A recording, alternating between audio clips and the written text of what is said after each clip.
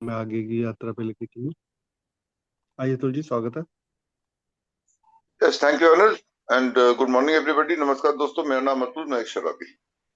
हम पास it on पढ़ रहे हैं। हमने कल इसकी रीडिंग शुरू करी और हम अर्ली इयर्स इन वर्मोंट यानी कि बिल के बचपने के बारे में बात कर रहे हैं अभी। और बिल की पैदाइश जो थी वो किन परिस्थितियों में हुई, क्या हालात थे, कितना कठिन दौर था ये उसकी माँ के लिए। लेकिन उसकी माँ को एक आनंद आया, एक बच्चे को जन्म देने में जो एक माँ को आनंद आता है। और उसके इर्द गिर्द उसने एक बहुत बढ़िया कविता लिखी जो हम लोगों ने कल पढ़ी। अब आगे पेज 14 के सेकंड पैराग्राफ पे, with an attention to detail that was characteristic of her, Emily, Emily यानी कि बिल की माँ, recorded all her baby's statistics. उसके जो बच्चा पैदा होता है तो उसके जो स्टैटिस्टिक्स होते हैं बर्थ के, यानी कि क्या डिटेल्स होती हैं, कितना वजन था उसका, क्या उसके हालात थे जब वो पैदा हुआ, कैसे उसका वजन बढ़ा। तो Bill weighed 6 3/4 pound at birth, यानी कि जन्म के टाइम पे बिल का जो समय, जन्म के समय उनका जो वजन था वो 6.25 पाउंड का था। और 6.25 पाउंड एक हेल्दी बच्चे को कहा जा सकता है। 6.25 पाउंड एक हेल्दी बेबी का वेट होता है। ही गेन रैपिडली, और तीव्र गति से उसकी जो वजन था वो बढ़ा, जो सामान्य रूप से बढ़ना चाहिए एक नॉर्मल बच्चे का। 26 pound at 6 months, 12 pound at 1 year. He walked at 15 months, 15 महीने की उम्र में उसने चलना शुरू किया। वो भी एक हेल्दी साइन है। एक नॉर्मल बच्चा जो है वो जनरली इसी समय, इसी उम्र में चलना शुरू करता है, कभी कोई जल्दी कोई बाद में, लेकिन ये एवरेज एज है। And got his first tooth at 10 months, और 10 महीने की उम्र में उसका पहला दांत आया। दूध के दांत जो होते हैं बच्चे, ये सब एक नॉर्मल बच्चे के लिए बिल्कुल सटीक, मैं कहूंगा, आकलन है। और इससे सिद्ध होता है कि बिल एक स्वस्थ बच्चा था। He learned his letters and words quickly. और अगर मानसिक रूप से देखें, उसकी इंटेलिजेंस देखें, उसका आईक्यू देखें, तो वो भी बिल का अच्छा था। और उसने बहुत ही जल्दी जो थे अल्फाबेट्स जो थे वो सीख लिए और पढ़ने शुरू कर दिए थे। यानी कि मानसिक रूप से भी बिल एक सामान्य से थोड़ा सा आगे ही, अबव एवरेज उसकी एक आईक्यू था। He finds G on his blocks and says that's G, seat's tail। और अल्फाबेट सीखते उसने जी देखा, देखो ये जी है, और जी में दुम होती है छोटी सी नीचे, तो देखो उसकी दुम देखो। Afterwards he says it's Q, लेकिन बाद में वो मजाक में बोलता है नहीं तो क्यू है। और वी से नो इट्स जी, लेकिन उसको उसके बड़े बताते हैं नहीं ये तो जी है। और लेकिन वो फिर भी कहता है वील कॉल इट क्यू, हम तो क्यू बोलेंगे इसको। With a very roguish twinkle in his eyes, और एक शरारत उसकी आंखों में होती थी। तो हम इन सब से ये देखते हैं कि बिल एक सामान्य बच्चा था। उसमें एक शरारत भी थी, उसकी जो इंटेलिजेंस थी वो भी नॉर्मल ही थी, सामान्य रूप से थी। तो इसमें कोई ऐसी बात नहीं थी कि बिल सबसे अलग हो, वो दिखाई नहीं दे रहा है यहाँ पे। बिल्कुल ही नॉर्मल बच्चा था, फिजिकली एंड मेंटली। अब हम थोड़ा सा उसके पारिवारिक पृष्ठभूमि पर आते हैं। सबसे पहले उसके पिता की बात कर रहे हैं। Bill's father, Gilman Barrows Wilson. Bill के पिताजी का नाम था, पूरा नाम Gilman Barrows Wilson, was an immensely likeable man.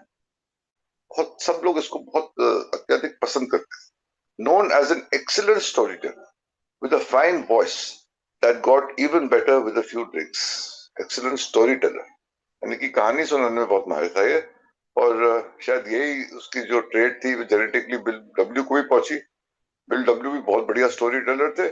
और उनके जो लेख हैं वो ज्यादातर एक कहानी के फॉर्म में, चाहे उनकी स्टोरी हो, चाहे वो किसी और की कहानी सुना रहे हो, चाहे वो किसी हादसे का विवरण कर रहे हो, तो उनकी एक फ्लो है जैसे एक स्टोरी में आता है। Not a very good historian Bill W was, but very good story teller. तो excellent story teller with a fine voice that got better with a few drinks. अब ये देखो यहाँ पे शराबीपन के लक्षण जो हैं बिल के परिवार में, उनको दर्शाया जा रहा है। क्योंकि बहुत अच्छी कहानी सुनाते थे वो, बहुत बुलंद और अच्छी आवाज थी गिलमन बैरोज विल्सन की। और यहाँ पे वो एक थोड़ा सा यहाँ पे एक बात कर दी उसने। और यहाँ शराबीपन की तरफ इशारा करते हुए कि जब वो शराब पी लेता था ना, जब एक दो ड्रिंक पी लेता था तब उसकी आवाज में वो बुलंदी जो थी वो बढ़ जाती थी। और यहाँ पे बैठे मेरे शराबी दोस्त इस बात से आइडेंटिफाई कर रहे होंगे कि किसी महफिल में या किसी पार्टी में या किसी बैठक में, कम से कम मैं अपनी बात करूं तो मैं चाहता था अगर मैं वहां जाके दो तीन पैक पी के उसके बाद बोलना शुरू करता था तो आवाज में ना एक नए नए किस्म की बुलंदी, एक नए किस्म का जोश आ जाता था जो आमतौर से लोगों को पसंद लगता। लेकिन ये तो ईश्वर की असीम कृपा है यार। मैंने सोचा था कि मैं कभी बोल नहीं पाऊंगा क्योंकि शराब पी के ही बोल पाता था। लेकिन ईश्वर की कृपा है कि आज मैं आप लोगों के बीच बैठा हूं, मैं बोल रहा हूँ, लेकिन मैंने शराब नहीं पी यार, उसके बावजूद बोल रहा हूँ। तो ये मिरेकल है, ईश्वर की कृपा है। मैंने तो सोचा था मैं कभी नहीं बोल पाऊंगा। लेकिन यहाँ पे वापस आते हुए बिल गुलमन बैरोस विल्सन की तरफ यहाँ पे इशारा कर रहा है कि वो शराब का शौकीन था और शराब पीने के बाद उसके आवाज में एक नई किस्म की बुलंदी आ जाती थी। How jolly Kili was, jolly कितना खुश मिजाज और मजाकिया था। said one of the old neighbors, उसके पड़ोसियों का कहना था, I remember how he'd always say, darn the little ones and damn the big ones. तो ये एक शराबी की प्रवृत्ति है और हम इससे बहुत आइडेंटिफाई कर सकते हैं कि वो जब शराब पीता था तो वो कहता था, और हम सब ये कहते थे, डांस द लिटिल वंस, यानी कि जो छोटे पैग होते थे ना उनमें मजा नहीं आता है, ऐसी की तैसी उनकी यार, कोई मजा नहीं है, छोटा छोटा मत बना यार, हम तो बड़ा पिए। And damn the big ones, लेकिन जब बड़ा पी लेते थे तो फिर उसके जो परिणाम भुगतने पड़ते थे ना ज्यादा पीने के, तो यार ये तो ज्यादा हो गया यार, बहुत बड़ी लगा ली मैंने। तो वो दोनों के जो बीच में एक शराबी का कश्मकश होता है कि छोटी पिए तो एंजॉय नहीं होता था और बड़ी पी लें तो बर्दाश्त नहीं होता था और हालत खराब हो जाती थी अगले दिन। It used to take its toll on the alcoholic like me physically, कि ज्यादा पी लिया अब क्या करें। कम पीने से मजा नहीं आता था, यानी कि वही है ना, जब कंट्रोल करने की कोशिश करते थे तो एंजॉयमेंट नहीं होती थी, जब एंजॉय करने की कोशिश करते थे तो कंट्रोल नहीं होती थी और हालत खराब होती थी। तो ये छोटी सी line, damn the little ones and damn the big ones, छोटी में कोई मजा नहीं है वो बड़ी पी ले तो हालत खराब। ये शराबीपन के लक्षण जो थे और एक शराबी का। लेकिन यहाँ पे प्रॉब्लम ड्रिंकर बता रहे हैं उसको, बिल के फादर को, अल्कोहलिक नहीं बताया। He managed the marble quarry in East Dorset, और ये मार्बल क्वेरी यानी कि ये मार्बल रॉक्स जो होते हैं संगमरमर, उसके जो क्वेरी थी यानी कि उसका जो खान थी मार्बल की, उसमें काम करता था। And he was so highly regarded as a leader that later when he went off to work in British Columbia, a number of old East Dorset quarrymen pulled up stakes to follow him. और इसकी इतनी इज्जत की जाती थी, इतना प्रतिष्ठित ये कार्य, अपने कार्य में इतना माहिर था, प्रतिष्ठित था, इसकी इतनी इज्जत की जाती थी अपने सहकर्मियों के बीच कि जब वो ईस्ट डॉर्सेट छोड़ के ब्रिटिश कोलंबिया में गया काम करने के लिए तो उसके कई सहकर्मी, उसके जूनियर्स, उसके साथ जो काम करते थे, उसके कंटेम्परेरीज जो थे, वो they pulled up stakes to join to follow him. Pulled up stakes का मतलब होता है एक स्थिर जगह पे वो बैठे थे और वहां से वो अपना निवास जो है वो बदल के, यानी कि वहां से अपना बोरिया बिस्तरा बांध के वो उसके पीछे ब्रिटिश कोलंबिया गए क्योंकि वो उसके साथ काम करना चाहते। और यहाँ भी बहुत आइडेंटिफिकेशन मिलती है मेरे को। मैंने अपना करियर शुरू किया था कंप्यूटर मार्केटिंग में सन in 1985। I started my career and I was working for a company। और मेरा बॉस जो था वो उस कंपनी को छोड़ के और वो कंट्री सेल्स मैनेजर बन के और एचसीएल में चला गया। और उसने कहा कि अब्दुल तुम भी यहीं आ जाओ यार, तुम यहाँ पे सेल्स एग्जीक्यूटिव हो मत, मैं सीनियर सेल्स एग्जीक्यूटिव बनाऊंगा, तुम एचसीएल आ जाओ। और what did I do, I pulled up my stakes to follow him. यानी कि मैंने अपने जो मेरा जो जगह थी जहां मैं स्थिरता से था, जहां मेरा एक बेस बना हुआ था, वो मैंने 6 साल की नौकरी को छोड़ के और उसके पीछे मैं वहां चला गया और उसके साथ काम करने लगा senior sales executive in HCL. वो आई पुल्ड अप स्टेक्स, यानी कि मैंने अपना एक जो मेरा स्थिर और एक बेस बना हुआ था उसको छोड़ के मैं उसके पीछे गया। पुल्ड अप स्टेक्स मतलब अपने आप को मूव करना, अपने आप को एक तरीके से रिलोकेट करना। क्यों? क्योंकि मैं उसकी इज्जत करता था, मुझे पता था वो अच्छा काम करता है, वो मेरे प्रोग्रेस कराएगा मेरे को नई कंपनी में। तो ऐसे ही ये बात कर रहे हैं गिलमन बैरोज विल्सन की, बिल के पिता कि उसकी इतनी इज्जत और इतना प्रतिष्ठित ये कार्य करता था अपने अपने अपने क्षेत्र में कि लोग इसके पीछे अपना सब कुछ छोड़ के वहां से ब्रिटिश कोलंबिया उसके पीछे गए. During Bill's early childhood, he had fine companionship with his father, who would play ball in the yard with him every night. और एक बहुत ही हेल्दी और स्वस्थ रिश्ता था बिल और उसके पिता के बीच में. फाइन कंपेनियनशिप, एक साथी के जैसे उसको उसके साथ वो बर्ताव करते थे और वो रोज शाम को करें वो उसके साथ बॉल खेलते थे. यहाँ पे बॉल, प्ले बॉल, ज्यादातर ये बेसबॉल की बात कर रहे होंगे जो जिसमें थ्रोइंग होती है, कैचिंग होती है. तो ये सब वो करते होंगे उनके साथ रोज शाम को. और संडे को he would rent a covered बगी. बगी छोटी सी गाड़ी होती है कवर्ड, उसको वो किराए पे लेते थे. And the flat top with tassels all around. Tassels मतलब वो जो सजावट के धागे होते हैं चारों तरफ एक गाड़ी के, और वो शहर में घूमते थे. Bill remembered we would drive about in some style and with great deal of satisfaction. और बहुत स्टाइल के साथ घूमते थे, संतुष्ट होते थे वो, और मजा आता था. Gisborne people, the Wilsons, were amiable and noted for their humanity. अब बिल के जो पेरेंटल साइड है उसके बारे में यहाँ पे बात कर रहे हैं. उनके पिता के जो थे लोग उस परिवार के, वो कह रहा है कि they were amiable. amiable मतलब एक सुशील किस्म के परिवार था. प्लेजेंट लोग थे, वेल मैनर्ड थे, पोलाइट थे, नोटेड फॉर द ह्यूमैनिटी, यानी कि वो ह्यूमैनिटी यानी कि इंसानियत के प्रति उनका बहुत रुझाव था, झुकाव था. वो मानते थे इंसानियत को. इजी गोइंग, टॉलरेंट पीपल, सहनशील लोग थे. और also good managers and organisers.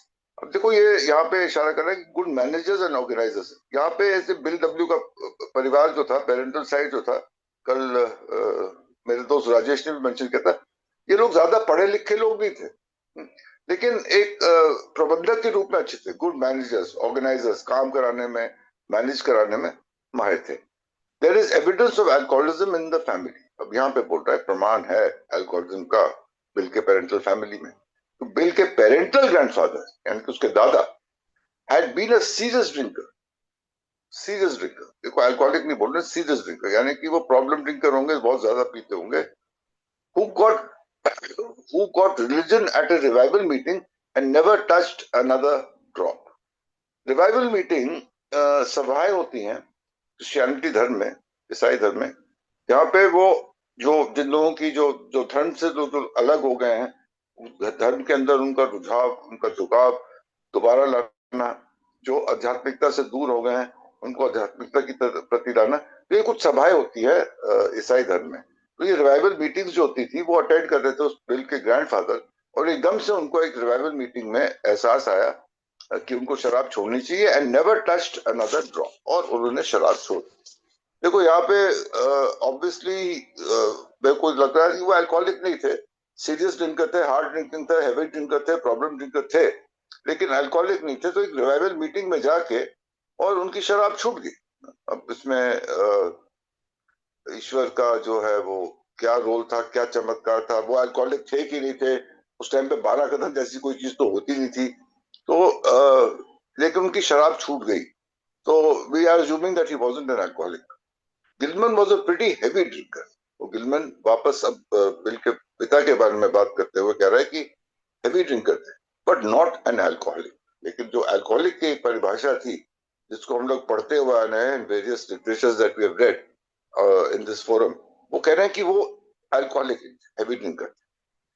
But said Bill, his father did get into more than one scrape because of liquor. यानी कि शराब और शराबीपन की वजह से, शराब पीने की वजह से वो एक नहीं कई बार कई प्रकार की मुसीबतों में, टकराव की स्थितियों में वो उलझे हैं. थोड़ा सा उसके उनकी मदर की फैमिली बात करते हुए कब कह रहा है कि his mother's family was different. यानी कि जो बिल की जो माता के साइड की जो फैमिली थी, उनके मदर के साइड की, वो थोड़ी सी अलग थी. वो थे Griffiths. Griffiths were teachers, lawyers and जजेस. जैसे कल राजेश बताते, ये तो पढ़े लिखे डिग्री वाले थे, लोग थे, टीचर्स थे, लॉयर्स थे, वकील थे, जज थे. तो यहाँ पे जो था फैमिली बैकग्राउंड कुछ अलग सा था. ज्यादा पढ़े लिखे लोग थे और वो प्रतिष्ठित उनके जो पद थे उन पे पहुंचे हुए थे. The Griffiths were hard driving and strong-willed with courage and हिम्मत वाले लोग थे, fortitude वाले. Emily had taught school before she married. Emily teacher रह चुकी थी शादी से पहले. She had intelligence, determination and ambition. उनमें एक बुद्धि थी, डिटर्मिनेशन थी, यानी कि काम करने का जो एक रील होती है, एक ड्राइव होती है, निष्ठता थी काम में की तरफ, और एम्बिशियस थी, यानी कि वो महत्वाकांक्षी थी. एंड इमेंस करेज, हिम्मत वाली. She would later become successful in a profession long before most career fields were open to women. So, later become more successful in a profession. इनकी ये वो प्रोफेशन की बात कर रहे हैं, मेरे ख्याल से उन्होंने मेडिकल प्रोफेशन को चुना था, जिसकी पढ़ाई उन्होंने बाद में करी थी. जब वो छोड़ के चली गई थी अपने बच्चों को, तो उन्होंने इस फील्ड में करा था. उसके बारे में यहाँ इशारा कर रहा होगा. Rajesh will correct me if I am wrong. And उस टाइम पे औरतों के लिए इतनी जो अवसर थे वो प्रदान नहीं किए जाते, लेकिन उसके बावजूद क्योंकि उनके में वो दृढ़ता थी, वो निष्ठा थी, वो हिम्मत थी काम करने की और मेहनत परिश्रम करने की, तो वो आगे जाके वो उस फील्ड में भी माहिर हुई. But the Griffiths had also had some difficulty forming close relationships with people outside their own family. लेकिन वो ज्यादा मिलनसार लोग नहीं थे और परिवार के बाहर ज्यादा उनकी जान पहचान, दोस्ती, एक माहौल जो था सामाजिक स्तर पे, वो इतने सोशल लोग नहीं थे अपनी फैमिली के बाहर. They were always highly respected but scarcely dearly loved. देखो, इज्जत अपनी जगह होती है और स्नेह और प्यार अपनी जगह होता है. तो अगर वो ग्रिफिथ्स की बात कर रहा है, यानी कि माँ के साइड के परिवार की बात कर रहा है, तो वहां पे आदर सम्मान उनको बहुत मिलता था, लेकिन वो स्नेह, वो प्यार, वो एक अपनापन जो था वो नहीं था. तो किसी की इज्जत करना एक बात होती है और किसी से स्नेह और प्यार करना दूसरी बात. This was the way that bill put it. और बिल जो था उसने अपने माता और पिता दोनों की फैमिली के साइड में जो बताया है, उससे हमें पता चला है कि फैमिली बैकग्राउंड दोनों पैटर्नल और मैटरनल साइड से क्या था. अब मैं ख्याल से टाइम हो गया. Anil, I will stop over here and will start from the third paragraph of page 15 tomorrow. Continuing with bills family background. आगे जाके इनकी सिस्टर के बारे में बात करेंगे, Dorothy Brewster Wilson, born in 1898, यानी कि उसकी छोटी बहन जो थी 3 साल बाद पैदा हुई.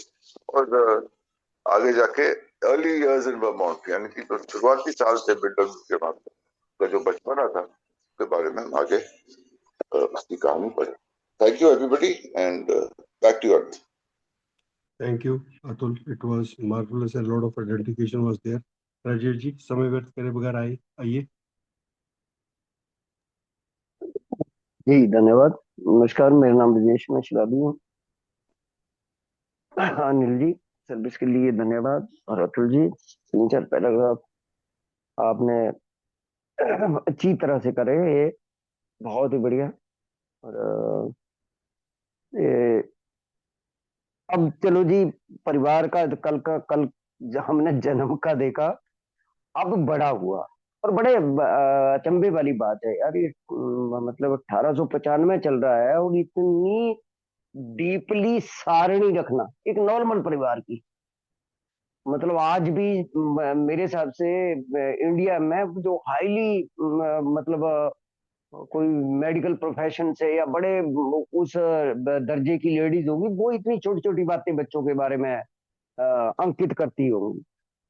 देखो, मतलब वो महीने हर महीने वो वेट करवाना और हर चीज को लिख कर रखना, ये सबसे बड़ी बात है कि अब ये कहाँ बातें जाके डबड हुई हैं, कहाँ जाके वो बिल से जो है वो कहानियों के रूप में आई हैं और कहाँ जाकर ये हमारी किताबों में आई हैं.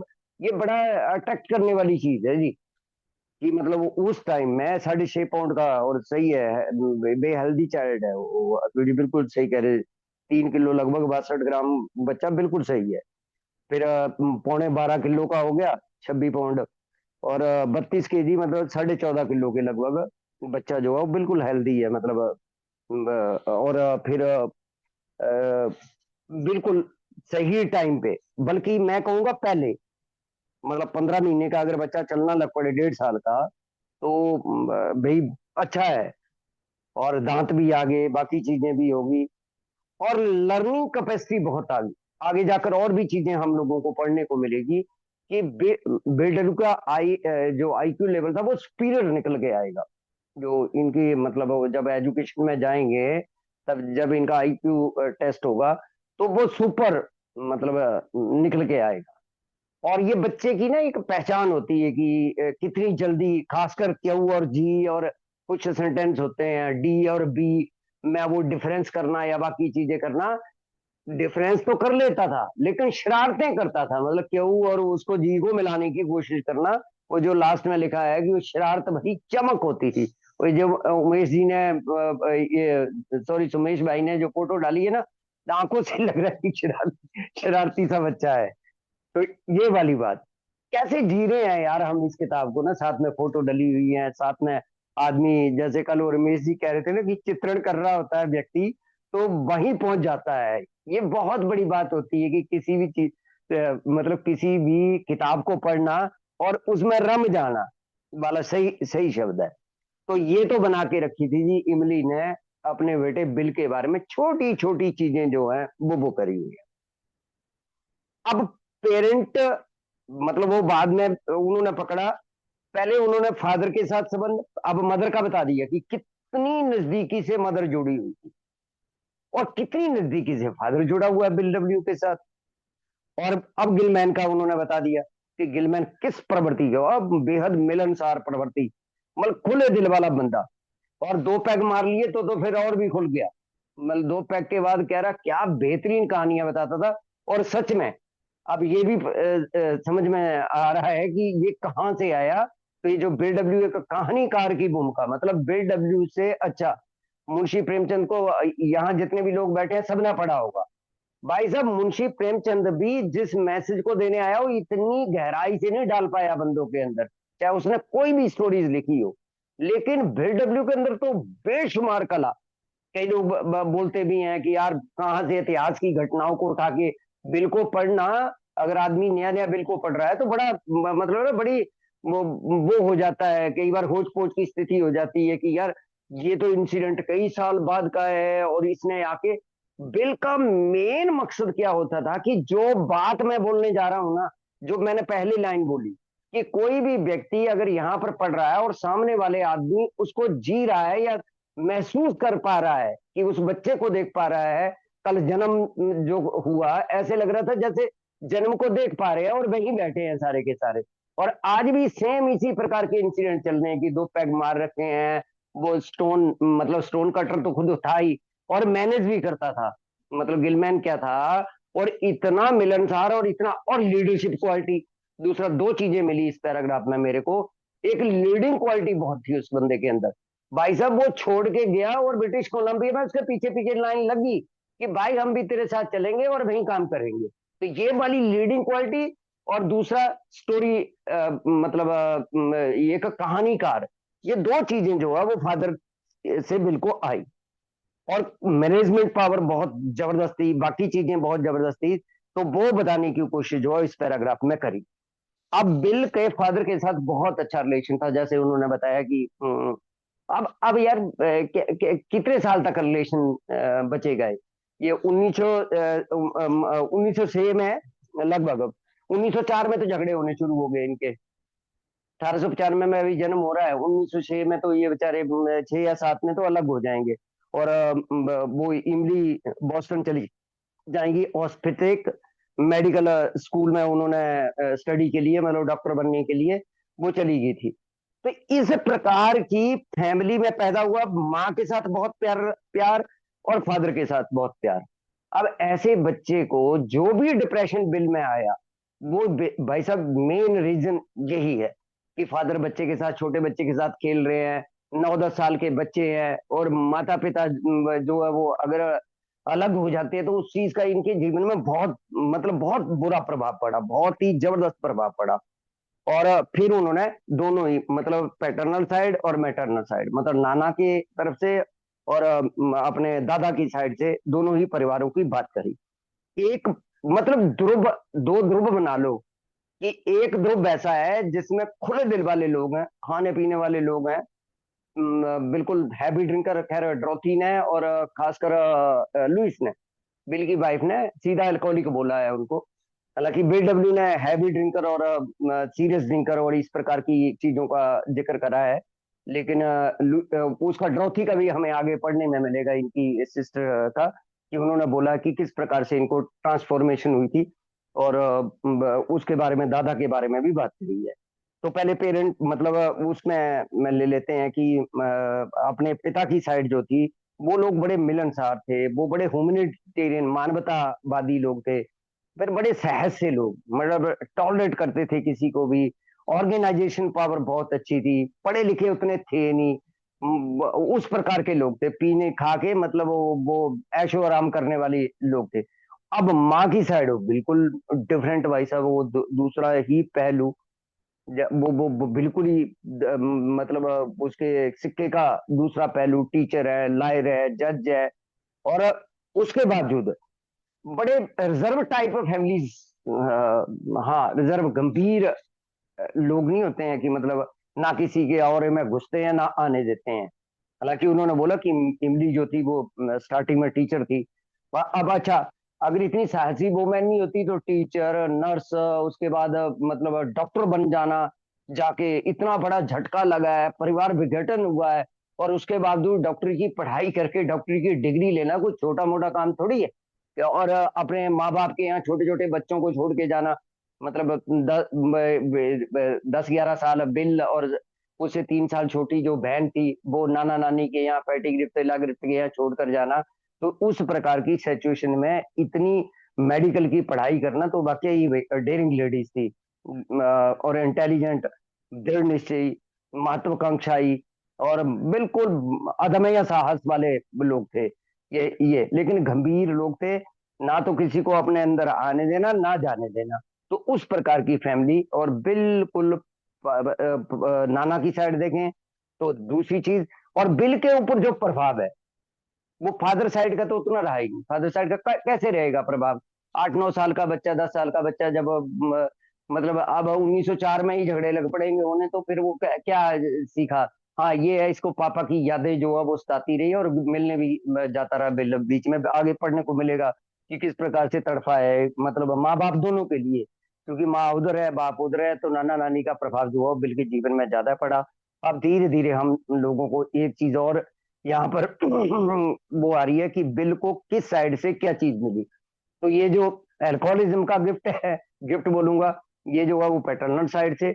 और ये जो जितनी भी मतलब बिल में मतलब आगे जाके पढ़ेंगे कि नाना ने जो उसकी रोशनी करवाएगा ना अपनी तरफ से, अब क्या शब्द नहीं मेरे अंदर, वो आ नहीं रहा, कोई सही शब्द मेरे को बोलना नहीं आ रहा। जो नाना ने परवरिश करी इस मतलब बिल डब्ल्यू की, वो एक बहुत ही मतलब वो, और चाहते भी थे कि कोई बच्चे पढ़ लिखे, और बिल के लिए भी वो जोर लगाएंगे कि ये कोई इंजीनियर टाइप या साइंटिस्ट टाइप या उस प्रकार से कोई व्यक्ति बने। तो यार ये दोनों ही साइड के बारे में आज हम लोगों ने पढ़ा, माँ का वो देखा, माँ बाप के साथ नजदीकियां देखी, माँ की साइड देखी और बाप की साइड देखी। धन्यवाद जी, थैंक यू सो मच, धन्यवाद। Thank you Rajesh ji. इससे पहले